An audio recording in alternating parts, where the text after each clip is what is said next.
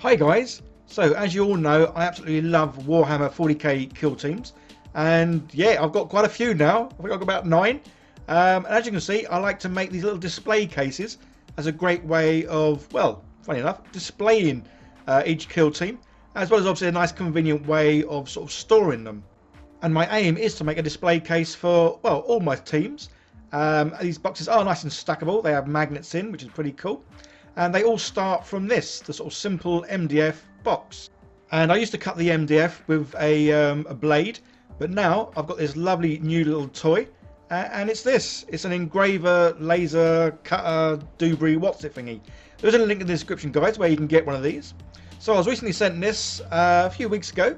There was a video of me showing it in use, but I'll quickly go over, obviously, well, it being used, and how good and how efficient, and yeah, how much I love it.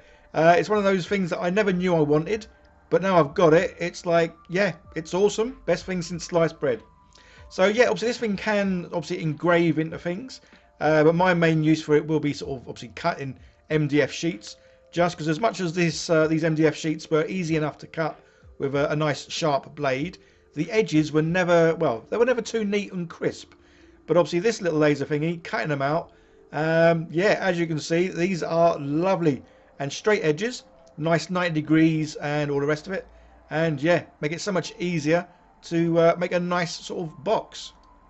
And then the parts are just simply glued together using a bit of super glue here.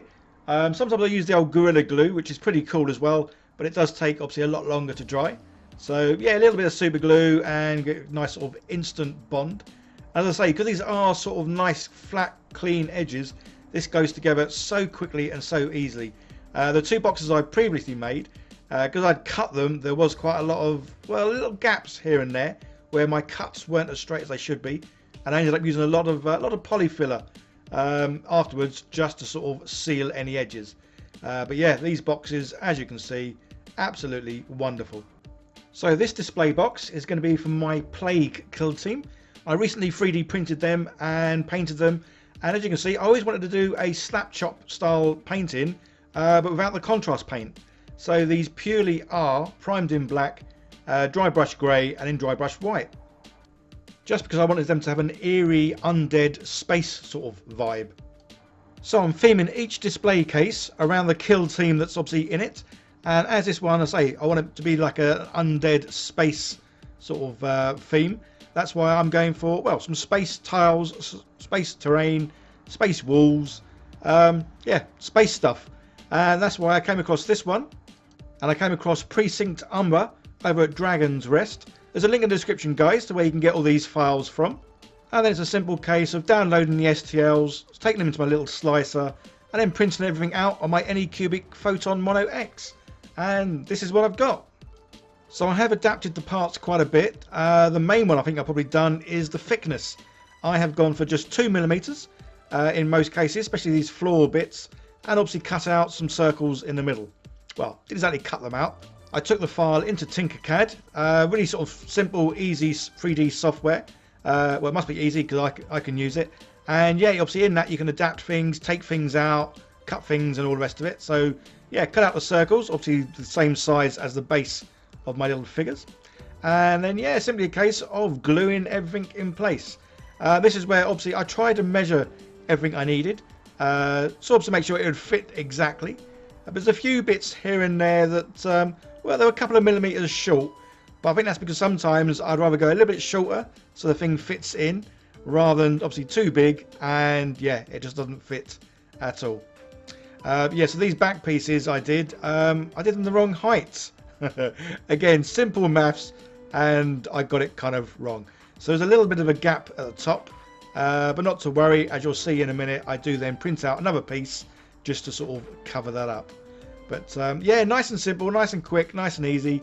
And as I say, each one of these display cases is going to be made sort of purposely for that kill team, just so they look good. Yeah, so say this is that little gap at the top, but yeah, great joy about having a 3D printer. You can 3D print things to whatever size you need. And there we go. Yeah, it's all looking good. And my miniatures all fit in nicely, and yeah, nice and evenly spaced out. So this is just a great way of sort of keeping all the kill teams together and doing it in such a way that I can obviously enjoy looking at them as well. So yeah, so for painting, generally when I do the metal sort of style, I have the sort of same technique that I use all the time, and that is simply priming everything in black and then doing good old dry brushing, as I do like dry brushing, and I do it with some silver and some copper. Just so it gives it a more sort of nice metallic look, but rather than just being silver, that's why I kind of like to go over with, well, generally a gold, copper, bronze, anything of that sort of description really. And yeah, good old dry brushing. Hits all the nice raised areas, keeps a lot of it dark, as I do like my spaceships to look well, a bit scary and say eerie. So yeah, having them sort of quite a lot of darkness in there is pretty cool. And yeah, just dry brush all over.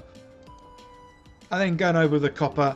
So I think this just makes things look a bit more, well, I don't know, but more industrial like, and possibly even steampunk, which is another kind of sort of look that I like. And yeah, so very simple. Wasn't going to do a lot of painting on this thing, as yeah, I wanted to keep this one nice and simple, and yeah, didn't take long at all. But when I put my figures in it, it didn't look well, it didn't look quite right, because my figures are very monochrome. All this sort of, well, not exactly colour, but the shininess behind didn't look right. So I then decided, well, perhaps I should make the background like the actual characters. So yeah, primed it again in black, and this time doing the usual sort of, well, part of the slapchop technique. Dry brush with some grey, and then dry brush white. So that it all ties in nicely, as it'll look exactly how the plague team look. And yeah, I'm pleased that I did decide to change it, because it didn't look quite right, the old silver and copper sort of look against the the definitely sort of black and white looking plague team. And yeah, very pleased with the end result. Again, obviously very simple to paint. Didn't even bother going in and doing any sort of any colours on any of the machinery. Purely left it as a black and white looking display case. But as you'll see from the glamour shots coming up, I think it all ties in, well, rather nicely.